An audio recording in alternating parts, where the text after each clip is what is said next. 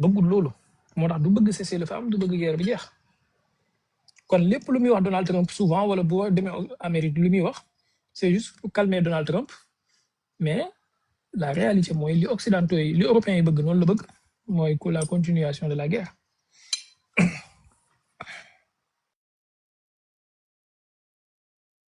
merci sëñ Cheikh Baye kon mën nañoo jàpp ne daal maanaam moom ak desam fa tamit moom sax ma nit ku mën a maîtriser la moom Zelensky dana bokk ci li tax maanaam occidentaux yi bëgg mu rester daal maanaam nuñ koy waxee même élection yooyu du leen arrangé ñoom ñii di occidentaux yi sax ba xamuñu kan mooy ñëw ak kan moo war a mën a kii ak décision bu ukrainien yi jëlee donc kon moom ak restem tamit sax waaw exactement puisque pion la bu ñu mën a maîtriser ñu bàyyi ko fa di ko contrôler mooy gën ci ñoom que ñu def élection yoo xamante ne xamuñ ban candidat moo mën a gagné te mën nañu am candidat boo xam ne pro-russe lay doon mu ñëw gagné élection yi bu ko defee seen yelwaan këpp donc garde foofu Zelensky mooy gën ci ñoom.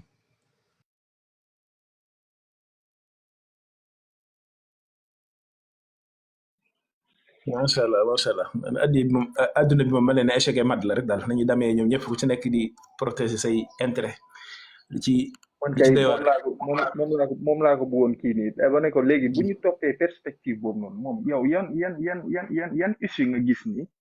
guerre bi fa lañ mën a jaar pour par exemple nga gis ni fii buñ fa jaaree wala fii dinañ fa ñëw jaar ci say projection nga ne fii la ñuy ñëw jaari pour guerre yi mën a prendre fin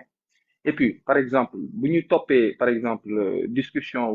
bi ñu accord yi ñu war a signé mooy li Donald Trump naan Zelensky dafa war a signé deal de paix deal yooyu bu ñu ko signé est-ce que on pourrait pas dire que la Russie est sortie vainqueur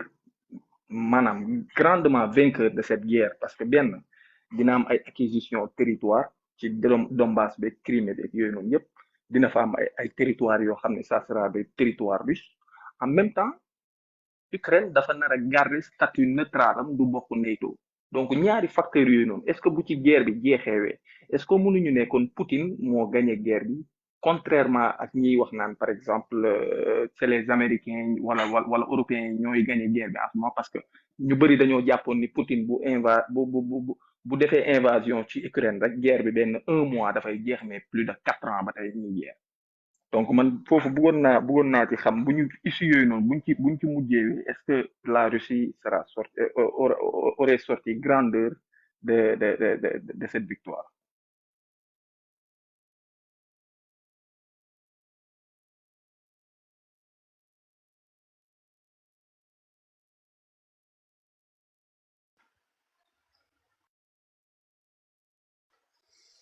bon xam nga conflit bu am wala guerre bi am li ngeen njëkk a xool mooy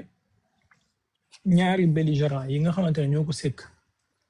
ku ci nekk lan mooy sa centre de gravité maanaam ak lan mooy say objectif de guerre lan mooy say but de guerre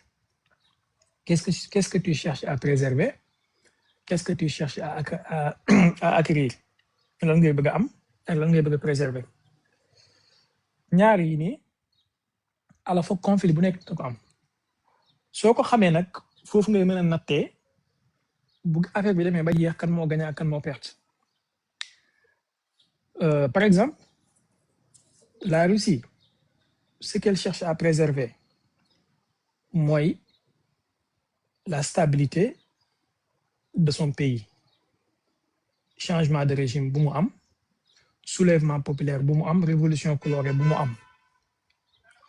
ñaareel bi mooy ce qu'elle cherche à préserver mooy sa stabilité économique fexe ba son économie ne s'effondre pas comme ni Bruno Le Maire waxoon nous allons provoquer l'effondrement de l'économie russe donc la Russie ak lépp lu muy mën a def dafa bokk ci li muy préserver fexe ba économie am bu mu daanu ndax su économie bi daanoo daanaka ils risqueront de se retourner dans la Russie des années 90 et bu boobaa changement de régime dafay am occidentaux yi mën nañu teg seen benn marionnette foofu ainsi de suite moo tax boo xoolee révolte bi Prigojine defoon affaire bi métti woon Poutine mais neexoon occidentaux yi parce que ça allait provoquer benn genre soulèvement wala benn guerre civile boo xam ne mën na créer problème donc ñaari yi nii bokk na ci grande ligne yi Russie di préserver bon sur le plan intérieur. Sur le plan extérieur am na yeneen yu muy préserver yoo xam ne xëy nañ mooy fexe ba garder le sud global à côté d'elle, fexe ba bu mu perdre le soutien de la Chine, de la majorité de la population mondiale, ainsi de suite. Fexe ba tout le temps di jaxase wala di mettre en mal les élites occidentales avec leur population et tout. Fexe ba dissocier leen daal wane ne nous n'avons pas de problème avec la France, mais nous avons de problème avec Macron et son gouvernement. Nous n'avons pas de problème avec l'Allemagne, mais nous avons de problème avec le chancelier et son gouvernement, ainsi de suite. L'île a réussi à chercher à préserver. Maintenant, qu'est-ce qu'elle cherche à acquérir? Qu'est-ce qu'elle cherche à avoir? D'abord, il faut savoir que Russie mësul bëgg conquérir l'Ukraine yëpp. Loolu, c'est un mensonge des Occidentaux. La Russie n'a jamais cherché à conquérir toute l'Ukraine. Lu mu bëgg mooy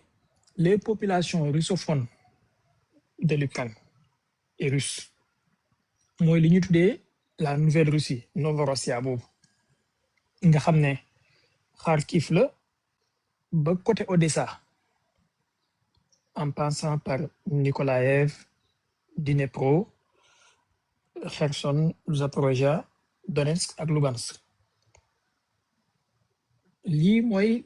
la partie russophone de l'Ukraine. Sur le plan territorial, côté bii la Russie bëgg a contrôler. Sur le plan territorial. Maanaam su amee côté bii mooy l'aspect territorial. Maintenant, il reste l'aspect militaire. L'aspect militaire mooy fexe ba Ukraine am industrie de défense bu taxaw. Maanaam Ukraine nekk benn manjan nga xam ne lépp lu muy am comme arme daf koy jëlee ci bitim réew, daf koy jëndi wala daf koy ñaani. Mais du am industrie de défense am. Ba pare itamit occidentaux yi seen stock d'armes yi ñu fexe ba épuiser ko. Foofu la guerre par attrition bi da amee sens. Li mooy sur le plan militaire. Sur le plan politique mooy fexe ba Ukraine bu mu dugg dans l'OTAN. Maanaam rester neutre. La neutralité de l'Ukraine, que ça soit reconnu. Mais itamit les territoires annexés, que ça soit reconnu. De jure. Wala de jure. Que ça soit reconnu. Lii nii su amee lii mooy li Russie cherche à acquérir. Su amee mooy ne Russie moo gagné. Quelles que soient les gesticulations yi occidentaux yi def, quelles que soient les vociférations yi ñuy def, quelles que soient les élucubrations yi ñuy def, bu lii amee mooy ne Russie gagné na. Maanaam si la Russie parvient à maintenir sa stabilité politique, ba soulèvement populaire amul contre Poutine, changement de régime amul. Si la Russie parvient à garantir la stabilité de son économie, ba effondrement économique amul, comme ni ko occidentaux yi doon xaaree ci sanctions yi ñu koy teg yëpp. Si la Russie parvient à garder le sud global avec eux, l'opinion mondiale du sud global avec eux, si la Russie parvient à conquérir le Donbass et certaines régions, ba gars yi reconnaître ko de jure, si la Russie parvient à imposer la neutralité de l'Ukraine, si la Russie parvient à avoir tout cela, mooy ne la Russie moo gagné. Si la Russie parvient à neutraliser militairement l'Ukraine, mooy ne la Russie moo gagné. Quel que soit le gars yi di mënti wax, mooy ne Russie gagné na li mu bëggoon. Maintenant, occidentaux ñoom lan mooy seen objectif? Seen premier objectif politique mooy fexe ba daaneel Poutine, def changement de régime. Moo xam Navalny la ñuy indi, moo xam beneen pantin de l'Occident la ñuy indi, mais fexe ba am un pouvoir à Moscou qui leur est favorable. Benn. Ñaareel bi mooy fexe ba économie russe bi régressé wu ba nga xamante ne la Russie va devenir un pays pauvre comme ni mu meloon dans les années 90. Pas une puissance boo xamante ne mooy 4e puissance mondiale, 4e économie mondiale en parité de pouvoir d'achat. Loolu moo waral wala loolu mooy expliquer seen sanctions yi ñuy teg nii yëpp. Te moom la Bruno Le Maire waxoon, nous allons provoquer, nos sanctions économiques et financières sont d'une efficacité redoutable, nous allons provoquer l'effondrement de l'économie russe. C'est ça leur objectif. Sur le plan militaire, seen objectif mooy fexe ba la Russie armée bi ñu defeer ko stratégiquement ba mu reculer ci région yi nga xamante ne ni moom la conquérir actuellement. Et ba pare ñu fexe ba arracher Ukraine de l'influence russe, fexe ba Ukraine dugg ci OTAN. moom laa leen wax sànq affaiblir la Russie militairement ba du mën a soutenir la Chine bis bu conflit amee mais tamit fexe ba encercler la Russie en acceptant l'Ukraine dans l'OTAN et loolu mënuñu ko def tant que la Russie reste forte il faut que la Russie soit affaiblie de manière conséquente pour que nga xam ne bu ñuy accepter Ukraine bu boobaa la Russie n'aura pas son mot à dire mais tant que la Russie est aussi forte comme ni mu mel tey elle aura son mot à dire elle aura son veto et bu boobaa ils seront obligés de l'écouter bon maintenant nag boo déggee occidentaux yi naan la Russie voulait conquérir toute l'Ukraine loolu c'est un discours narratif de défaite la ndax liñ ci jublu mooy bis bu ñu demee ba guerre bi jeex ñu mën a wax ne oui nous avons gagné parce que nous avons pu empêcher la Russie de conquérir toute l'Ukraine sans nous la Russie allait conquérir toute l'Ukraine la Russie allait conquérir toute l'Europe la Russie allait conquérir toute la planète c'est juste du narratif bu ñuy jox seen population bi seen opinion publique bi mais ñoom ñoo la gën a xam ne la Russie n'a jamais cherché à conquérir toute l'Ukraine maintenant nag soo waxee ne peut-être la Russie a voulu un changement de régime à Kiev loolu ça peut être vrai ndax tey suñu sañoon am benn Medvedchuk boo xamante ne mooy nekk président au lieu de Zelensky qui leur serait beaucoup plus favorable signer li ñu bëgg signer et tout loolu ça peut être vrai renverser Zelensky pour teg fa régime bu leen arranger loolu ça peut être vrai mais conquérir toute l'Ukraine mais la Russie li mu am ci territoire daf koo doy sëkk barke soxlawul beneen territoire boo xamante ne daf koy yokkal ay dépenses soxlawu ko en réalité donc pour l'instant la Russie ci centre de gravité bi li muy bëgg a préserver na ko maanaam après 4 ans de guerre son économie ne s'est pas effondrée malgré toutes les sanctions imposées son front national maanaam sa démographie et tout ils arrivent quand même à garder l'équilibre ndax ay manifestations contre Poutine amul ay demandes de changement de régime amul maanaam Poutine garde toujours sa popularité auprès de sa population donc ci seen centre de gravité ils arrivent toujours à garder la stabilité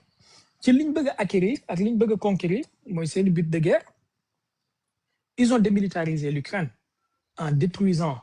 le complexe militaro-industriel de l'Ukraine ba nga xamante ne tey jii Ukraine lépp lu muy am ci arme lu ko occidentaux yi jox la lu ko occidentaux yi joxul amu ko donc de fur et à mesure ñuy dem ñu ngi def benn guerre d'attrition di essouffler la capacité de l'Occident ba nga xamante ne tey occidentaux yi mën nañu dem ba benn instant danañ am lu ñu bëgg a jox Ukraine dootuñ ko mën a jox parce que suñu ko joxee ils seront obligés de le prendre de leur stock stratégique de réserve stratégique bon sur le plan sur le côté des territoires foofu la amee problème ci mu war a contrôler bu ko ba léegi et tout je pense pas que ça ait beaucoup plus d'importance ci ñoom ndax li ñu am ci territoire yi ngand na ngandaay boo xamante ne nii est-ce que bëgg nañ territoire bu ñu war a conquérir ak yooyu man j'en doute pas que xëy na bëgg nañu contrôler li ma wax léegi mooy la nouvelle Russie côté Kharkov wala Kharkiv ba Odessa ak yooyu noonu léegi occidentaux yi ñoom ils veulent préserver Odessa parce que bëgguñu Ukraine soit coupée de l'accès à la mer Noire parce que boobu mooy seul issue bu Ukraine am léegi ndax la mer d'Azov est déjà conquise par la Russie donc mer Noire bi kese moo leen dese ci Odessa ak Nikolaïev donc pour l'instant su guerre bi jeexoon tey man ce que je vais voir boobaa pour xam kan moo gagné wut mooy li ñuy signé ndax Ukraine dugg ci OTAN dina ci bokk waaw wala déet ñaareel bi ndax la Russie dafay restituer territoire yi mu jëloon waaw wala déet ñetteel bi ndax économie russe bi dafa deltu ginnaaw wala dafa gën a màgg man jàpp naa ne d'après mon analyse Ukraine du dugg ci OTAN l'Ukraine restera neutre et ñaari issue laa ci gis xëy na benn bi y aura benn genre partition de l'Ukraine en tout cas Ukraine ni mu mel noonu dootu ko menati peut-être y aura une sorte de partition il y aura l'Ukraine de l'Est qui sera contrôlée par Moscou il y aura l'Ukraine du centre et l'Ukraine de l'Ouest peut-être dinañ ko mën a accepter ci Union européenne suñ bëggee créer seen bopp beaucoup plus de problèmes mais ci OTAN moom je pense pas que la Russie dina seetaan loolu à moins que mu nekk ne dañu xaaj Ukraine ñett et que benn xaaj bi mooy l'Ukraine de l'Ouest moom mooy dugg ci OTAN mais l'Ukraine de l'Est ak l'Ukraine du centre reste neutre bu ko defee Ukraine du centre boobaa dafay nekk benn genre zone tampon boo xamante ne ni ay soldats wu Nations Unies ak yeneen dëkk yu neutre ñoom ñoo fay stationné wu pour garantir la paix et Ukraine de l'Est bi nekk sous contrôle de Moscou mais bu boobaa la victoire de la Russie sera minimale li nga xamante ne mooy victoire totale Russie mooy Ukraine se déclare neutre et retire sa demande d'adhésion à l'OTAN et qu'il n'y ait pas de soldats des pays de l'OTAN sur le sol ukrainien et que Moscou garde les territoires yi mu annexé ba pare ñu reconnaître ko de jure lii su amee mooy ne Russie gagné na comme ni nga ko bëggee woon ba beneen configuration buy mën a am Russie mën naa am gagné na en partie américains yi gagné nañ en partie en tout cas les perdants seront les Européens et l'Ukraine ndax américains yi ñoom li ñu bëgg ñoom gagné nañ ko déjà américains yi li ñu bëggoon mooy découpler l'Allemagne ak la Russie wala Europe ak Russie sur le plan économique ils l'ont fait en bombardant wala en sabotant les Nord Stream américains yi li ñu bëggoon mooy fexe ba gën a contrôler Europe économiquement tey jii seen gaz bi seen nangam yi ñuy jaay yëpp occidentaux yi les achètent avec un prix beaucoup plus cher donc benn côté bi américains yi li ñu bëggoon am nañ ko beneen côté bi xaw nañoo perte mooy ils cherchent à découpler la Chine et la Russie dañ leen a gën a souder donc ils ont perdu en partie mais ils ont gagné en autre partie aussi voilà je sais pas si j'ai bien répondu Sora. waaw macha allah ça a été super parce que yow sax génnee nga yeneen cas d'échéance yi nga xam ne mën na ci am quoi comme par exemple bon benn bi moom gëwma ni dina am comme par exemple ñu xaaj Ukraine ñetti xaaj benn xaaj bi nga xam ne moo nekk côté ouest bi nekk OTAN beneen bi ci digg bi nekk zone neutre bon loolu moom je pense pas que ni mën na nekk quoi mais par contre li ma jàpp ci li nga wax moom te ma gëm ne tamit loolu moo am ba instant bii boog ñuy waxtaane mooy li ñu jot a waxtaanee ci accords yi moom buñ ko signé tey jamono jii maanaam tey jii bu ñu signé fin guerre bi mën nañ ne Russie moo gagné parce que non seulement am na ay territoire yu mu yokk ci territoire am population russophone bi léegi ils seront sous l'enclave russe en même temps Ukraine dafay garder statut neutre am boobu quoi donc macha allah wax dëgg yàlla leer na quoi bëggoon naa dem ci beneen sud globaliste bi comme Chine ak genre yooyu noonu ak accordu Pakistan Arabie Saoudite sànq maa ngi la doon déglu nga ci doon wax mais dégluwuma ci woon lu kii quoi mais bon mën naa bàyyi gars yi continuer ba beneen yoon rek wala ba I don't know donc voilà am na solo daal Cheikh bi. mën nañu dajewaat ngoon incha allah damay xaw a tënk tuuti nii incha allah. yaa kay jërëjëf waay jërëjëf yaram am na solo lool de jërëjëf incha allah. jërëjëf sëñ Irada xam naa ci kanam incha allah. incha allah jërëjëf. Irada yaa ngeen jëf kontaan naa bu baax waay merci beaucoup. yaa kay jaajëf Sora. yaa ngeen jëf. abonné leen tey aimé di partager di participer di envoyer ay cœur